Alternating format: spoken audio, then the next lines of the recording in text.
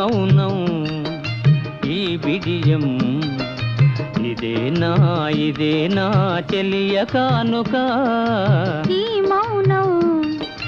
ఈ బిడియం ఇదేలే మగువ కానుక ఈ మౌనం